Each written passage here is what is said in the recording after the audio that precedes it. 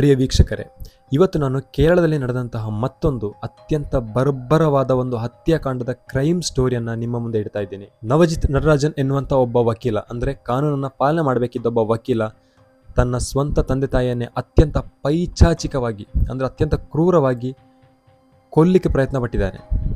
ಇದರಲ್ಲಿ ಆತನ ತಂದೆ ಬರ್ಬರವಾಗಿ ಹತ್ಯೆಯಾಗಿದ್ದು, ತಾಯಿಯು ಇದೀಗ ICU ಯಲ್ಲಿದ್ದಾರೆ. ಇದಕ್ಕೆ ಮುಖ್ಯ ಕಾರಣ ಏನು ಅಂತ ಹೇಳಿದರೆ ಅಮಲು ಪದಾರ್ಥಗಳ ಸೇವನೆ, ಅಂದರೆ MDMA ಅಂತಹ ಒಂದು ವಿಚಿತ್ರವಾದ ಡ್ರಗ್ಗನ್ನು ಸೇವನೆ ಮಾಡಿ ಈ ರೀತಿ ಕೃತ್ಯ ಮೆರೆದಿದ್ದಾನೆ ಅಂತ ಕೂಡ ಹೇಳ್ಬೋದು.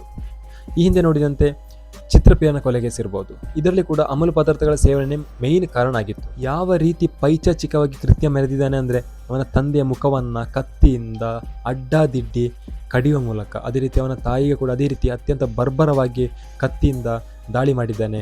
ಅವನ ತಾಯಿಯ ಕೈಗಳೆಲ್ಲ, ಬೆರಳುಗಳೆಲ್ಲ ಕಟ್ಟಾಗಿದೆ. ಅದನ್ನು ಹಾಸ್ಪಿಟಲ್ನಲ್ಲಿ ಎತ್ತಿಕೊಂಡು ಬರುವಾಗ ಅದನ್ನು ನೋಡಿ ನನ್ನ ಬೆರಳು ಅಂತ ಅಳುವಂಥ ಸೀನು ಕೂಡ, ಅದನ್ನು ನೋಡಿದರೆ ಎಂಥವರಿಗೂ ಕೂಡ ಕೋಪ ಅಲ್ಲ, ಅಷ್ಟೊಂದು ಏನು ಅಂತ ಹೇಳಲಿಕ್ಕಾಗಲ್ಲ, ಅಷ್ಟೊಂದು ಮನಸ್ಸಲ್ಲಿ ಒಂದು ಭಾವನೆ ಬರುವಂಥ ಒಂದು ಸಾಧ್ಯತೆ ಕೂಡ ಇದೆ. ತಾಯಿ ಸಿಂಧು, ತಂದೆ ನಟರಾಜನ್, ಅವರಿಗೆ 3 ಮಕ್ಕಳು: ನಿಧಿನ್ ರಾಜ್ ನಟರಾಜ್, ನಿಧಿಮೋಳ್ ನಟರಾಜ್, ಅದೇ ರೀತಿ ನವಜಿತ್ ನಟರಾಜ್. ಆ ಊರಿನಲ್ಲೇ ಇವರು ಸೆಟಲ್ ಆದಂಥ ಫ್ಯಾಮಿಲಿ. ಈ ನವಜಿತ್ ನಟರಾಜ್ LLB ಕಲ್ತಿದ್ದ, ಒಬ್ಬ ವಕೀಲಾಗಿ ಕೆಲಸ ಮಾಡ್ತಾಯಿದ್ದ. ಅಂದರೆ ಮಾವೇಲಿಕರ ಎಂಬಲ್ಲಿ ಒಂದು ವಕೀಲಾಗಿ ಈತ ಕೆಲಸ ನಿರ್ವಹಿಸ್ತಾ ಇದ್ದ. ಅದೇ ರೀತಿಯಲ್ಲಿ ನಿಧಿಮೋಳ್ ನಟರಾಜ್ ಅವರ ಮಗಳು, ಅವಳು ಚಿಕ್ಕಮಗಳೂರಿನಲ್ಲಿ ಕರ್ನಾಟಕದಲ್ಲಿ ಡಾಕ್ಟರ್ ಆಗಿ ವರ್ಕ್ ಮಾಡ್ತಾ ಇದ್ದಾಳೆ. ಅವಳು ಕೂಡ ಸೆಟಲ್ಡ್ ಫ್ಯಾಮಿಲಿನೇ. ಅದೇ ರೀತಿಯಲ್ಲಿ ಇನ್ನೊಬ್ಬ ನಿಧಿನ್ ರಾಜ್, ಈತ ಕೂಡ ಸೆಟಲ್ಡೇ. ಒಂದು ಟ್ರಿಪ್ಪಿಗೋಸ್ಕರ ನೇಪಾಳಿಗೆ ಹೋಗಿದ್ದ. ಆ ಹೋದ ಸಮಯದಲ್ಲಿ ನಡೆದಂತಹ ಒಂದು ಕೊಲೆ ಇದು. ಇದರಲ್ಲಿ ಮುಖ್ಯವಾದ ಹೈಲೈಟ್ ಏನು ಅಂತ ಹೇಳಿದರೆ, ಈ ನವಜಿತ್ ನಟರಾಜ್ ಇದ್ದಾನಲ್ವಾ, ಇವನ ವೈಫ್ ಪ್ರೆಗ್ನೆಂಟ್ ಆಗಿದ್ರು. ಅಂದರೆ ಒಂದು 2 ದಿನ ಕಳೆದ್ರೆ ಒಂದು ಮಗುವಿನ ಜನನ ಅಲ್ಲಿ ಆಗ್ತಾ ಇತ್ತು.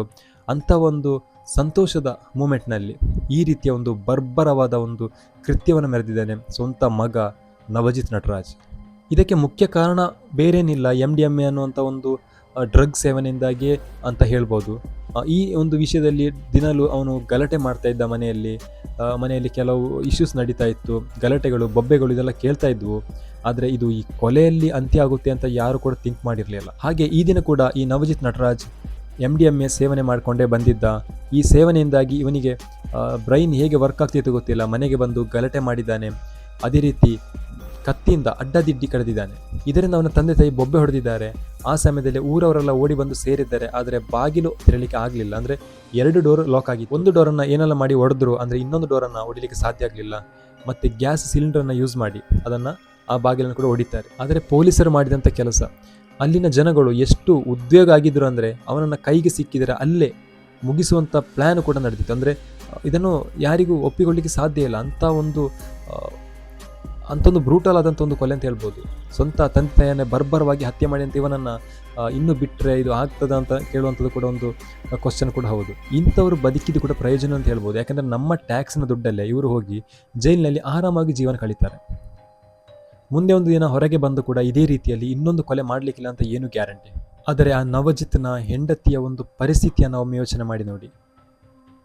ಅವಳು ಏನಿದ್ರು ಅವಳು ಹಾಸ್ಪಿಟಲ್ನಲ್ಲಿ ಅಡ್ಮಿಟ್ ಆಗಬೇಕಷ್ಟೇ. ಅಂದರೆ ಮಗುವಿನ ಜನನ ಕೂಡ ಆಗ್ತಾ ಇದೆ. ಈ ಸಮಯದಲ್ಲಿ ಜೊತೆಗೆ ನಿಲ್ಲಬೇಕಿದ್ದ ಗಂಡ ಈ ರೀತಿ ತನ್ನ ಸ್ವಂತ ತಂದೆ ತಾಯಿಯನ್ನು ಬರ್ಬರವಾಗಿ ಹತ್ಯೆ ಮಾಡಿ ನೇರವಾಗಿ ಬಂದು ಜೈಲಿನಲ್ಲಿದ್ದಾನೆ. ಇದನ್ನೆಲ್ಲ ನೋಡಿಕೊಂಡು ಅವಳಿಗೆ ಹೇಗೆ ತಡ್ಕೊಳ್ಳಿಕ್ಕೆ ಸಾಧ್ಯ ಆಗ್ತದೆ ಅಂತ ಹೇಳುವಂಥದ್ದೇ ಇಲ್ಲಿ ಮುಖ್ಯವಾದ ವಿಷಯ ಅಂತ ಹೇಳ್ಬೋದು. ನಿಮ್ಮಲ್ಲಿ ವಿನಂತಿ ಮಾಡಿಕೊಳ್ಳೋದು ಏನೆಂದರೆ, ಇಂತಹ ಸಿಂಥೆಟಿಕ್ ಡ್ರಗ್ಸ್ ಇದನ್ನು ನೀವೇನಾದರೂ ಯೂಸ್ ಮಾಡ್ತಾ ಇದ್ದರೆ ಇವತ್ತೇ ನಿಲ್ಲಿಸಿ.